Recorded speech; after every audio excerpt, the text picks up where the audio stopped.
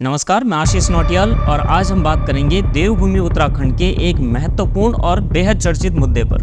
हम बात करेंगे कि देवभूमि उत्तराखंड के पहाड़ और मैदानों में आखिर ये मज़ारें और हरी चादरें इतनी बड़ी संख्या में कैसे उगती जा रही हैं और शासन प्रशासन इन अवैध ढांचों से कैसे निपट रहा है। साथ ही हम ये भी बात करेंगे कि ये पूरा बिजनेस मॉड्यूल आखिर है क्या। देहरादून के विकास नगर में एक बार फिर सरकारी जमीन पर बने मज़ारों को ढहा दिया गया। अब तक देहरादून में 8 धार्मिक निर्माण 50 से ज्यादा मज़ारों को ध्वस्त कर दिया गया है। उत्तराखंड में मजार के नाम पर सरकारी जमीन पर धार्मिक कब्जे की साजिश का खुलासा हुआ। जिम कार्बेट में मज़ारों की बढ़ती संख्या से सरकार एक्शन में आ गई है। वन क्षेत्र से अतिक्रमण हटाने के लिए एक्शन की बात कही। सरकारी जमीन पर बड़ी संख्या में अवैध मजार बनाकर कब्जा किया जा रहा है। मुख्यमंत्री पुष्कर सिंह धामी के निर्देश पर वन विभाग ने अब तक 325 अवैध धर्मस्थलों को ध्वस्त कर लगभग 32 हेक्टेयर वन भूमि को अतिक्रमण मुक्त करा दिया है। स्पष्ट मत है कि जितनी भी इस प्रकार की अवैध मजारें हैं या अतिक्रमण है उनको स्वयं ही इन लोगों को हटा लेना चाहिए जिन लोगों ने इसको पीछे रहकर आगे किया है, अन्यथा प्रशासन उनको हटाएगा। नैनीताल में आलीशान जामा मस्जिद आप सभी ने देखी होगी, लेकिन देवभूमि में ये इतनी बड़ी मस्जिद कब और कैसे बन गई, किसकी अनुमति से बन गई, इसका भूमि का स्वामित्व तो आखिर किसका था, कितनी भूमि थी, इन सभी की जानकारियां एक आरटीआई एक्टिविस्ट ने जब मांगी तो नैनीताल जिला प्रशासन में इससे संबंधित दस्तावेजों को खंगालने के लिए मार मची हुई है। यानी कागज नहीं मिल रहे हैं। चर्चा उठी है कि अगर कागज ही नहीं मिल रहे हैं तो क्या नैनीताल की इस मस्जिद संबंधी रिकॉर्ड का क्या वे गायब हो गए हैं। एक आरटीआई 23/9/2024 को लगाई गई थी जिसमें डीएम नैनीताल से जानकारी मांगी गई कि नैनीताल जामा मस्जिद कब वक्फ बोर्ड में दर्ज हुई अथवा बोर्ड द्वारा उसका अधिग्रहण किया गया है। ये भी जानकारी मांगी गई है कि जब मस्जिद का पुनर्निर्माण हुआ तब के समय के नक्शे की कॉपी और अनापत्ति का वर्ष क्या था। 1 माह बीत जाने के बाद भी ये सूचनाएं जिला प्रशासन उन्हें उपलब्ध नहीं करवा पाया है। इसका आशय ये लगाया जा रहा है कि नगर पालिका परिषद की फाइलों से ये जानकारी गायब है। साथ ही राजस्व विभाग के रिकॉर्ड से भी जानकारियां गायब हैं। प्रश्न है कि आखिर इस खूबसूरत हिल स्टेशन में इतनी बड़ी मस्जिद कैसे खड़ी कर दी गई। इसके गुंबद भी बनते चले गए और किसी को पता तक नहीं चला, जबकि नैना देवी गुरुद्वारे और जो अन्य धार्मिक संस्थाएं हैं उनके भवन विस्तार की अनुमति आज तक नहीं दी गई है। तो फिर ये जामा मस्जिद में गुंबद कैसे बढ़ते जा रहे हैं। उत्तराखंड में पिछले 1 साल में करीब 500 से अधिक अवैध मज़ारें तोड़कर सरकारी कब्जे को मुक्त कराने का काम किया गया है। इसके बाद अभी भी बड़ी संख्या में अवैध मज़ारें देवभूमि के चप्पे चप्पे पर मौजूद हैं। कहीं भूरे शाह लेटे हैं तो कहीं कालू सैयद शाह जैसे नामों से एक दर्जन मज़ारें यहाँ पर तैयार हैं। ये मामला सिर्फ अवैध मज़ारों के होने और उनके ध्वस्त किए जाने तक सीमित नहीं है। ये एक सोची समझी रणनीति के तहत देवभूमि में बहुत सालों से चल रहा है। अगर मज़ारों के बनने की इस्लामी नियमावली देखें तो इस्लाम में केवल खुदा के आगे सिर झुकाने की मान्यता है और इस मजहब में जिस किसी को जहाँ दफनाया जाता है वो जगह कच्ची छोड़ दी जाती है। मान्यता ये कहती है कि मज़ार किसी फकीर या मजहब के किसी करिश्माई व्यक्ति की दफनाई जगह होती है। इसके उदाहरण अजमेर में ख्वाजा गरीब नवाज की दरगाह है या रुड़की में पिरान कलियर दरगाह है। इन फकीरों की दरगाह के नाम से देश दुनिया में कोई और मज़ार या दरगाह न देखी गई और न ही सुनी जाती है। अब देवभूमि उत्तराखंड में कालू सैयद नाम से दर्जनों मज़ारें बनी हुई हैं। सवाल उठता है कि कालू सैयद की ओरिजिनल यानी असली मज़ार कौन सी है, असली मज़ार कोई है भी या नहीं, इस पर भी प्रश्न उठते हैं। लेकिन इन कालू सैयद नाम से उत्तराखंड के जसपुर, रानीखेत, हल्द्वानी, कालाडूंगी, लोहाघाट जैसी जगहों पर मज़ारें देखी जाती हैं। यहाँ तक कि अल्मोड़ा में भी कालू सैयद मज़ार है और उनके साथ में वहाँ उनके घोड़े की भी मज़ार है। इस्लाम वाले अंधविश्वासी भाईजान लोग आज तक उस घोड़े को अगरबत्ती सुंघा रहे हैं। आजकल सुनने में आया है कि कालू सैयद की एक मज़ार गुजरात में भी है। अब चलिए मान लीजिए कि कालू सैयद पीर हजरत फ़कीर रहे होंगे, घोड़े पर भी आए होंगे, लेकिन इस दुनिया को जब उन्होंने अलविदा कहा होगा और एक ही बार कहा होगा तो एक ही जगह पर ही हुआ होगा ये कारनामा और वहीं उस एक जगह उनकी मज़ार भी बनी होगी। ऐसा तो कहीं से भी पॉसिबल नहीं है कि एक पीर फकीर को लोगों ने सैकड़ों जगह दफना दिया होगा। तो फिर ये सैकड़ों मज़ारें कैसे। यानी इस सब से हमें क्या संदेश मिल रहा है। इससे यही पता चलता है कि आदरणीय एवं स्वर्गीय कालू सैयद के नाम से जो भी मज़ारें बनाई जा रही हैं वो सब उनकी अलग अलग ब्रांचेज हैं और इन्हें इस तरह से अलग अलग शहरों में प्लांट किया जा रहा है कि हिंदू भी इनके पास आकर इन्हें चढ़ावा दें। इन्हें धूप बत्ती लगाकर वहाँ मच्छर बैठने से रोकें। उर्स के नाम पर जो मेले लगे उनमें अपने सेकुलर और सनातनी भाई बहन जा करके जम करके पैसा डोनेट करें, पैसा बहाएं और इस मजहबी इकोनॉमी के मॉडल में अपना योगदान देते रहें। इनमें मजहबी जलसे और कव्वालियाँ तो होती ही हैं, साथ ही साथ अपने सनातनी भाइयों को लगे हाथ खुदा की इबादत भी सिखाई जाती है। ऐसे कालू सैयद मज़ारों के बिजनेस मॉडल के तार बरेलवी मुस्लिमों से जुड़ते हैं और इसका हेडक्वार्टर कोई जेनेवा, स्विट्जरलैंड या एथेंस में नहीं बल्कि पड़ोसी उत्तर प्रदेश के बरेली में है। सरकारी जमीन पर कब्जे की नीयत से मज़ारें बनाई गई, इनके नीचे कुछ भी नहीं निकला, लेकिन इनके ऊपर जो हरी नीली चादर चढ़ाई जाती थी वो एक बिजनेस मॉडल बन चुका है। इसका शिकार भोले वाले पहाड़ी बने, उत्तराखंडी बने, जिन्हें पीर फकीरों को पूजने, झाड़ फूंक के नाम पर अंधविश्वास की ओर भी धकेला जाता है। इस्लाम में किसी की कब्र पर सजदा करना तो गुनाह है, लेकिन उसके आसपास अगरबत्ती, धूप, चादर बेचना या मीठी गोलियां बेचना गुनाह नहीं बल्कि बिजनेस है। बिजनेस यानी धंधा, और अब्दुल की अम्मी तो पहले ही कहती है कि कोई भी धंधा बड़ा या छोटा नहीं होता है। यानी सिर्फ एक चादर से कई मुस्लिमों को रोजगार मिल रहा है, जबकि ये चादरें हिंदुओं के घरों तक पहुंच गई, हिंदुओं को हर अपराध का शिकार बनाने लगी, जिसमें धर्मांतरण से लेकर के लव जिहाद, नशा, कब्जा और सभी कुछ शामिल है। इस सब में एक सबसे अधिक दुखद बात यह है कि हिंदू साधु संतों की देवभूमि पर मज़ारें कैसे बन गई। ये बात अखाड़ों के साधु संतों को भी अब जाकर के मालूम पड़ी, जब यहाँ इन पर बुलडोजर चलने लगे। उत्तराखंड देवभूमि है, इस देवभूमि का इस्लामीकरण नहीं होने दिया जाएगा। पूरा संत समाज सरकार के साथ है और किसी भी प्रकार से ऐसे अवैध अतिक्रमण को आगे भी नहीं किया जाने दिया जाएगा। अब ये तो थी सिर्फ एक कालू सैयद की मज़ार की बात। उत्तराखंड में वन भूमि से कब्जे हटाने को लेकर मुख्यमंत्री पुष्कर सिंह धामी ने सख्त अभियान चलाया और आदेश दिए कि नदी, नालों, वन भूमि को अवैध कब्जे से मुक्त किया जाए। इसी कड़ी में आजकल आप सोशल मीडिया पर देख रहे होंगे कि धर्मनगरी हरिद्वार में अवैध ढांचों को एक जेसीबी गिरा रही है। खूब पॉपुलर, खूब वायरल हुई है ये क्लिप। उत्तरकाशी में भी एक अवैध ढांचे के खिलाफ लोग एकजुट हो गए। हरिद्वार में अवैध ढांचा गिरा तो विदेशी ट्विटर अकाउंट्स भी कहने लगे कि अवैध ढांचा बनाने वालों से ऐसे निपटा जाना चाहिए जैसे भारत में देवभूमि उत्तराखंड निपट रही है। ऐसे एक नहीं बल्कि सैकड़ों और संभवतः लाखों अवैध ढांचे अभी भी देवभूमि उत्तराखंड में शेष हैं, जो गिराए जाने बाकी हैं। अब प्रश्न ये भी उठता है कि आखिर इन अवैध ढांचों से समस्या क्या है, या फिर ये अवैध ढांचे इस उत्तराखंड राज्य में कब कुकुरमुत्तों जैसे उगाए। उत्तराखंड में आजकल तो व्हाट्सएप में भी लोग ये संदेश सुबह सुबह भेजने लगे हैं कि सर्दियों में ज़्यादा देर तक चादर तान कर मत सोया करो, कहीं कोई आपको मज़ार न घोषित कर दे। यानी हम बात कर रहे हैं उत्तराखंड में अवैध ढांचों की, और उनके जरिए लगभग हर पहाड़ी और मैदानी इलाकों में कट्टरपंथियों द्वारा किए जा रहे अतिक्रमण की। और हम सिर्फ अवैध अतिक्रमण को ही नहीं बल्कि इस पूरे इस्लामी कट्टरपंथ के तौर तरीकों पर भी बात करेंगे कि कैसे ये पूरे उत्तराखंड राज्य की डेमोग्राफी यानी जनसांख्यिकी के लिए भी खतरा बनता जा रहा है। अब अगर आप उत्तराखंड के इतिहास और ज्योग्राफी को देखें तो आपको इस वीडियो के पीछे छिपे दर्द को समझने में सहूलियत होगी। यहाँ पर पहाड़ी इलाके हैं जो अधिकांश अपने जनजातीय परंपराओं से बंधे हुए हैं, यानी लगभग सभी पहाड़ी इलाकों में हिंदू आबादी है। दूसरा फैक्ट ये है कि इन पहाड़ी इलाकों से जो लोग नौकरी पेशे के चक्कर में पलायन भी कर रहे हैं। इनके अलावा कुछ पहाड़ी इलाके ऐसे भी हैं जहाँ पर गढ़वाली बोलने वाले मुस्लिम भी हैं। आप उन्हें देखकर ये फ़र्क नहीं कर सकते हैं कि ये गढ़वाली हैं या नहीं। ये मुस्लिम यहाँ पर तब बस गए थे जब मुगलों के समय यहाँ पर कुछ मुस्लिमों को भगा दिया गया था, क्योंकि वो उत्तराखंड के राजाओं और रानियों से युद्ध में हार रहे थे। दिल्ली या आगरा जब ये जाते थे वापस लौटकर तो उन्हें उनके सीनियर अब्दुल लोग निपटा दिया करते थे। लेकिन ऐसे इलाके बेहद सीमित थे और ज़्यादा से ज़्यादा इक्का दुक्का किसी इलाके में 5-10 परिवार ही मुस्लिमों के हुआ करते थे। दूसरे हैं उत्तराखंड के मैदानी इलाके, जिनमें धर्मनगरी हरिद्वार और ऋषिकेश और हल्द्वानी, देहरादून भी शामिल हैं। देहरादून, ऋषिकेश और हरिद्वार में आज जितनी मज़ारें और मस्जिदें हैं उन्हें अगर आप गिनने बैठेंगे तो गणित की संख्याएं भी कम बढ़ जाएंगी। ऋषिकेश और हरिद्वार में तो अंग्रेजों के समय तक ये भी कानून था कि इन जगहों पर कोई गैर हिंदू रात्रि निवास तक नहीं कर सकता। लेकिन आज आप स्थिति देखिए तो फिर प्रश्न ये है कि ये मज़ारें हर जंगल, सड़क, चौराहे और तो और लोगों की घरों की छतों पर भी कहाँ से पैदा हो गई। हल्द्वानी में बनभूलपुरा जैसे इलाके तो आज मिनी पाकिस्तान में कन्वर्ट हो चुके हैं।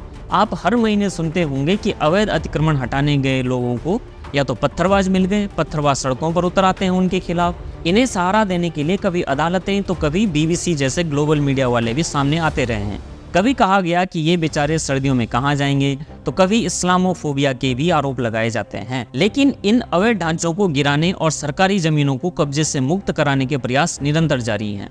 साल 2022 में जब से उत्तराखंड में भाजपा सरकार सत्ता में लौटी है, देवभूमि की डेमोग्राफी यहाँ पर बढ़ते मजहबी अपराधों, अतिक्रमण को लेकर के निरंतर काम भी हो रहा है। कई बार तो अवैध अतिक्रमण हटाने के वक्त दंगों की भी स्थिति पैदा हो गई थी। जांच शुरू हुई तो उत्तराखंड के जंगलों में अतिक्रमण कर वहां बन रही मज़ारों और अन्य मजहबी निर्माणों का मामला सामने आया। खुद दामी सरकार ने कहा कि उत्तराखंड में जंगल की भूमि पर कब्जा कर रहे 1000 से ज़्यादा मज़ारें और अन्य संरचनाएं बनी होने की बात तब भी सामने आई थी। अभी इन्हें कब्जा मुक्त करने के साथ साथ सर्वे भी जारी है और इनकी संख्या में बढ़ोतरी हो सकती है। पता चला कि उत्तराखंड के तराई और भाबर क्षेत्र के जंगलों में पिछले 15-20 वर्षों में इन संरचनाओं की संख्या में तेजी से वृद्धि हुई है। शुरुआती रिपोर्ट में वन क्षेत्र में लगभग 400 धार्मिक संरचनाओं की बात सामने आई थी। कार्बेट और राजाजी टाइगर रिजर्व में लगभग 40 मज़ारें अस्तित्व में होने का उल्लेख रिपोर्ट में मिलता है। देवभूमि के जंगलों में, मंदिरों में गुफाएं, संतों की समाधियां होने का क्रम तो प्राचीन काल से ही रहा है, लेकिन जंगलों में मज़ारों का अचानक से बढ़ना हैरान करता है। यानी लंबे समय से मजहबी निर्माण के नाम पर जंगल की भूमि कब्जाई जा रही थी ताकि इन्हें कमाई का जरिया बनाया जा सके और मजहबी प्रचार को बढ़ावा दिया जा सके। इनको अगर आप देखेंगे तो इनके पास पानी भी है, बिजली भी है, सब कुछ है। सरकारें इतनी अधिक सेकुलर हुआ करती थी कि जब ये सरकारी ज़मीनें कब्जाई जा रही थी तब किसी को इसकी कानों कान भनक तक नहीं लगी, और अगर लगी भी हो तब भी इस पर कोई कार्रवाई करना जरूरी नहीं समझा गया। इसमें उत्तराखंडियत की बात करने वाले नेताओं के लिए सेकुलर फैब्रिक का ध्यान रखना भी जरूरी रहा होगा। जब हमने वन भूमि पर अवैध कब्जों के बारे में मुख्य वन संरक्षक, वन पंचायत एवं वन क्षेत्र में अतिक्रमण हटाओ अभियान के नोडल अधिकारी डॉक्टर पराग मधुकर दकाते जी से बात की तो उन्होंने क्या कहा, आप भी सुनिए। सुप्रीम कोर्ट द्वारा एक SLP दायर हुई थी वहाँ पे 8519/2006 में, जो government union of India versus state of Gujarat में थी। उसमें जो निर्णय पारित हुआ था 29 सितंबर 2009 में, उसी क्रम में उत्तराखंड सरकार द्वारा भी जो लोक मार्ग है, लोक स्थान है और लोक पार्क भी है, ऐसे सरकारी जगह पर जो भी अवैध धार्मिक अवस्थापनाएं निर्माण हुई थी उसको विनियमितीकरण करने के लिए, उसको हटाने के लिए और उसके साथ साथ पुनर्स्थापित करने की नीति बनाई गई। और उसी नीति के अंतर्गत उत्तराखंड में माननीय मुख्यमंत्री के निर्देश क्रम में एक एंटी एंक्रोचमेंट ड्राइव हम लोगों ने जून 2023 से स्टार्ट किया था। और विगत वर्षों में जो कुल अतिक्रमण हम लोगों ने 3300 एकड़ से ज़्यादा अतिक्रमण को हमने अतिक्रमण मुक्त किया गया है यहाँ पे। और धार्मिक अवस्थापनाएं भी थी, उनको भी हटाया गया है यहाँ पे। तो कुल मिला के जिस प्रकार से भी मंदिर है, मज़ार है, कोई मदरसे भी है, ऐसे जो भी सरकारी लैंड पे या रिजर्व फॉरेस्ट में थे उनको नियमानुसार उनको हटाया गया है वहाँ पे। और ये हमारा अभियान और जो अतिक्रमण सरकारी भूमि पर जो कर रहे हैं उनके खिलाफ कार्रवाई भी की गई है। भारतीय वन अधिनियम के अंतर्गत प्रभागी वनाधिकारी द्वारा भी कार्रवाई की गई है। और इसी प्रकार अन्य जो सक्षम अधिकारी है उनके द्वारा भी सरकारी लैंड पर जो भी अतिक्रमण कर रहे हैं उनके खिलाफ कार्रवाई कर रही है और अभियान निरंतर जारी है। जे वन भूमि, इस पर अभी तक कितनी जो मज़ारें हैं अगर उनकी बात करें या जो इलीगल कंस्ट्रक्शंस हैं उन्हें कितना खाली किया गया है? मुख्य रूप से जो वन भूमि पर नई हमारी मज़ारें बनी थी या अन्य धार्मिक अवस्थापनाएं बनी थी उनको भी हटाया गया है। वहाँ पे 500 से ज़्यादा मज़ारें भी हटाई गई है। वहाँ पे कुछ ऐसे मंदिर थे उनको भी हटाया गया था जो अवैध रूप से बनाए गए थे। कुछ मदरसे भी हटाए गए हैं। 2 गुरुद्वारों के जो अतिक्रमण किए थे उनको भी हटाया गया था। तो कुल मिला के जो भी सरकारी लैंड पे अवैध धार्मिक अवस्थापनाएं थी उनको नियमानुसार हटाया गया है। सरकार को कभी ये एनक्रोचमेंट हटाने में किसी तरह की समस्या आई जब भी आपने कार्रवाई दी? या मुख्य रूप से अलग अलग विभाग इसमें सम्मिलित थे। एक समन्वित प्रयास था। संबंधित जो जिलाधिकारी थे उनको निर्देश दिए गए थे। एक टीम गठित हुई थी। इसी टीम के माध्यम से जहाँ जहाँ जो भी सरकारी लैंड थी वहाँ अतिक्रमण हटाने की कार्रवाई की गई है। कई छूट-फूट घटनाएं हुई है जहाँ पे लोगों द्वारा विरोध किया गया था, उसको भी जो है नियमानुसार हैंडल किया गया है। एक आखिरी प्रश्न कि आपको क्या लगता है ये ऑर्गेनाइज तरीके से हुआ है या ये समय के साथ होता रहा और कभी किसी ने पहले ध्यान नहीं दिया? तो मुख्य रूप से सरकारी लैंड जो नहर के किनारे है या नदी के किनारे है या आपके मेन हाईवेज के किनारे, सड़क के किनारे है, एक सॉफ्ट टारगेट होता है जिसमें सामान्यतः लोग उसको अतिक्रमण करने का प्रयास करते हैं। वहाँ पे कुछ लोगों की मिलीभगत भी होती है, तो उसको ध्यान में रखते हुए जिस प्रकार से उत्तराखंड में हम लोगों ने अतिक्रमण हटाया है, ये पहली बार होगा जहाँ पे हम लोगों ने 3300 एकड़ से ज़्यादा अतिक्रमण को जो है हटाया गया है सरकारी भूमि से। तो एक समन्वित प्रयास है जिसमें राजस्व विभाग, पुलिस विभाग, सिंचाई विभाग, वन विभाग, एक समन्वित प्रयास के अंतर्गत सरकारी लैंड से अतिक्रमण हटाने की कार्रवाई की गई है। इन निर्माणों का देवभूमि की जनसांख्यिकी बदलाव से सीधा संबंध है, जिसके कई उदाहरण मैं आपको दे चुका हूँ और कुछ पर हम अभी आगे बात करेंगे। कांग्रेस ने इन अवैध मजारों के विषय को राजनीतिक मुद्दा कभी नहीं बनाया। अब योग नगरी ऋषिकेश पर आते हैं। ऋषिकेश में सबसे हैरान करने वाले मामले सामने आते हैं, जहां पर हिंदुओं ने ही अपने घरों में मजारें बनवाई हुई हैं।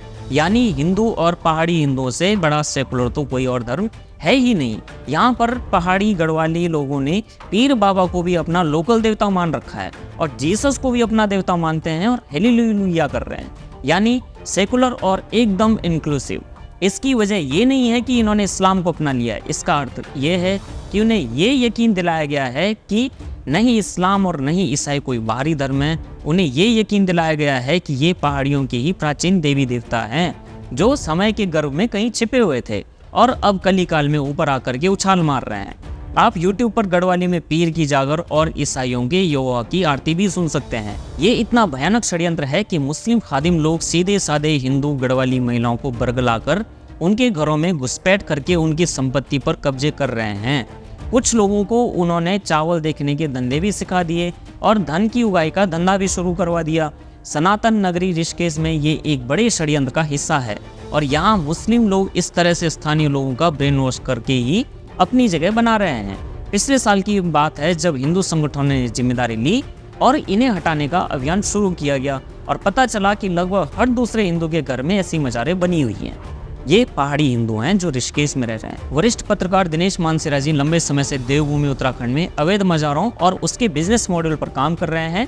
उन्हीं से जानते हैं कि अब तक की उनकी समझ इन मजारों के अस्तित्व, उनके वैध या अवैध होने पर क्या कहती है। उत्तराखंड में जो वन भूमि पर अवैध कब्जा है या मजारे हैं, इनकी संख्या कितनी है और अभी तक इनको जो इलीगल इंक्रोचमेंट का मुद्दा है, अभी तक कितनी कार्रवाई की जा चुकी है और ये वास्तव में इलीगल हैं या जो जिस प्रकार से लोग कहते हैं कि द्वेष की भावना से किया जा रहा है या धार्मिक या मजहबी सांप्रदायिक दृष्टि से किया जा रहा है, इस पर आपका क्या कहना है? आपने इस पर काम किया?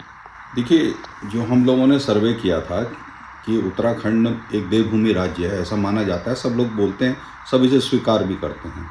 लेकिन यहाँ पर इतनी बड़ी तादाद में मज़ारें जब हम लोगों ने देखी तो हमने इसका सर्वे किया तो हमने ये पाया करीब 1026 मज़ारें हमारे को नोटिस में आई।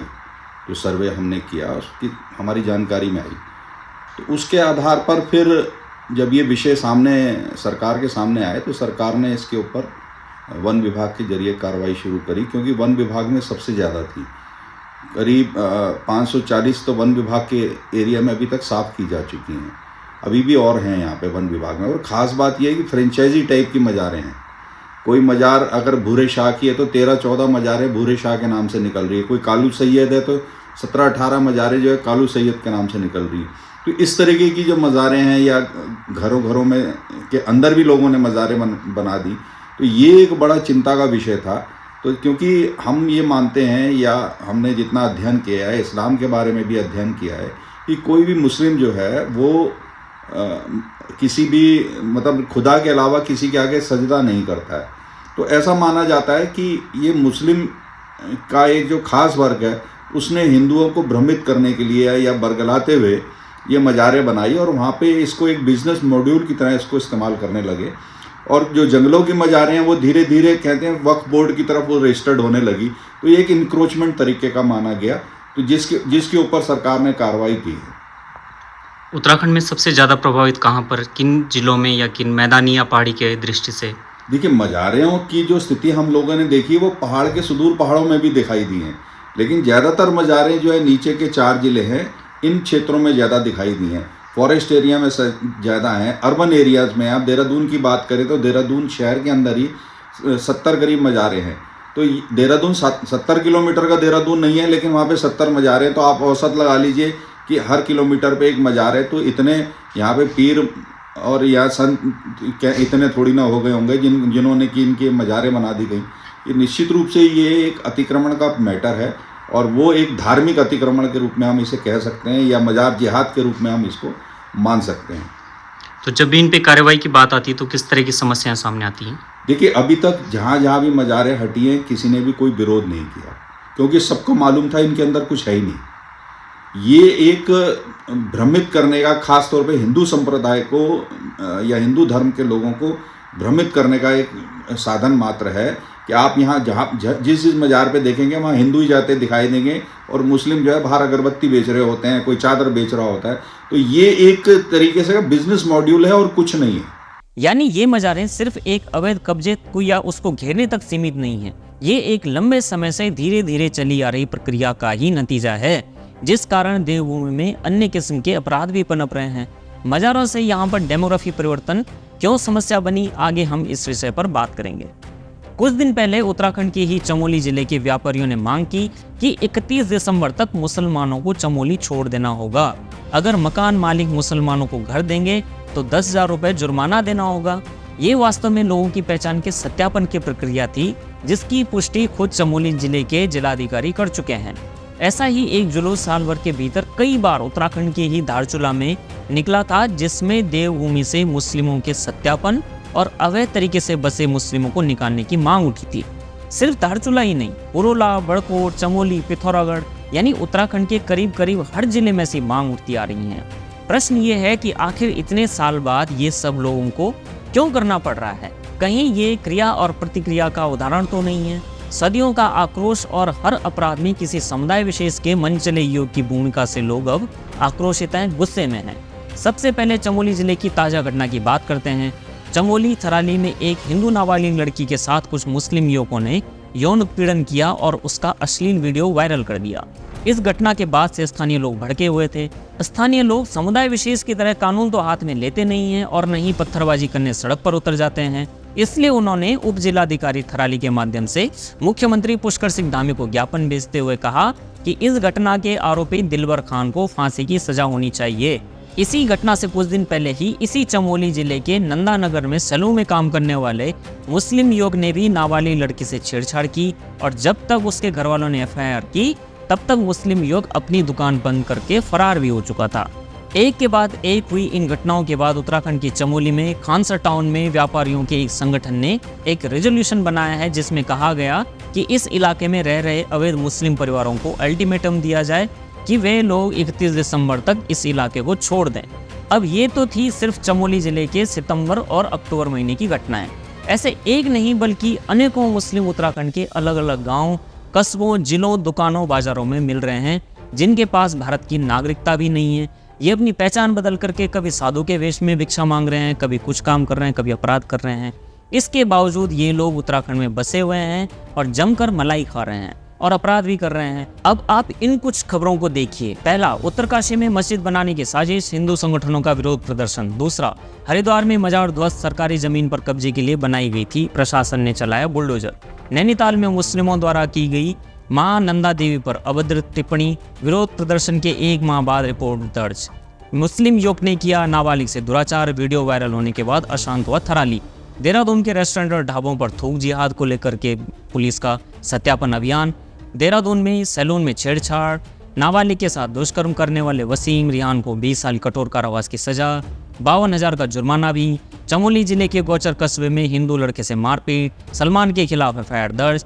बांग्लादेश के रास्ते भारत भेजे जा रहे नकली नोट, नैनीताल पुलिस ने पकड़े 3 लाख से अधिक करेंसी। आसिफ अंसारी, सैयद मौजम अली, मोहम्मद आदि गिरफ्तार। शुभम नाम रखकर शोएब खान ने हिंदू महिला को फंसाया, संबंध बनाए, फिर की मारपीट, हुआ गिरफ्तार। मसूरी में थूक की चाय बेचने वाले नौशाद और हसन अली गिरफ्तार, नए कानून के तहत हुई कार्रवाई। मुस्लिम नाई दिलबर खान द्वारा हिंदू लड़की के दुष्कर्म का मामला बढ़ा। हिंदू संगठनों ने किया जोरदार प्रदर्शन, जनसंख्या असंतुलन, वनों में मुस्लिम गुज्जरों ने सैकड़ों हेक्टेयर जमीन कब्जाई, मुस्लिमों को जंगल में बसाने की साजिश, आदि आदि। आप ये सारी खबरें स्क्रीन पर पढ़ सकते हैं। ऐसी एक नहीं बल्कि कई खबरें हैं और ये मैं आपको पिछले कुछ एक आध माह की ही खबरें बता रहा हूँ। सारी खबरें अगर मैं पढ़ने लगा तो 1400 साल लग जाएंगे और तब भी इनके कुकर्मों को पूरी तरह से समेटा नहीं जाएगा। इन घटनाओं का उल्लेख करने का उद्देश्य सिर्फ यही है कि इन सभी अपराधों में आप अपराध की हर कैटेगरी देख सकते हैं। इसमें लव जिहाद भी शामिल है, चोर डकैती भी शामिल है, अपराध की अत्याधुनिक कैटेगरी यानी खाने पीने की चीज़ों में थूकना भी शामिल है, बलात्कार, मारपीट, हत्या, धर्मांतरण और जमीन पर अतिक्रमण, यानी एकदम 360 डिग्री पर चल रहे हैं भाईजान लोग। यानी मामला सिर्फ एक अवैध कब्जे और उस पर बुलडोजर चलने तक सीमित नहीं है। ये मामला घुसपैठ के चलते अवैध कब्जा और फिर हर किस्म के संगठित अपराध के बढ़ते मामलों का है। इस सब के चलते देवभूमि की डेमोग्राफी में बहुत बड़ा शिफ्ट आया है और इसी बदलती डेमोग्राफी के रुझान अब आप राजनीति में भी देख सकते हैं। और ये सब कहीं और नहीं बल्कि देवभूमि कहे जाने वाले हिमालयी राज्य, पहाड़ी राज्य उत्तराखंड में हो रहा है, जहाँ पर धर्म नगरी है, जहाँ पर 4 धाम हैं, जहाँ राजा भरत की भूमि है, जहाँ परशुराम तपस्या की, जहाँ माँ गंगा का उद्गम है, जहाँ हिमालय है। आपको ये वीडियो कैसा लगा हमें ज़रूर बताइए। धन्यवाद।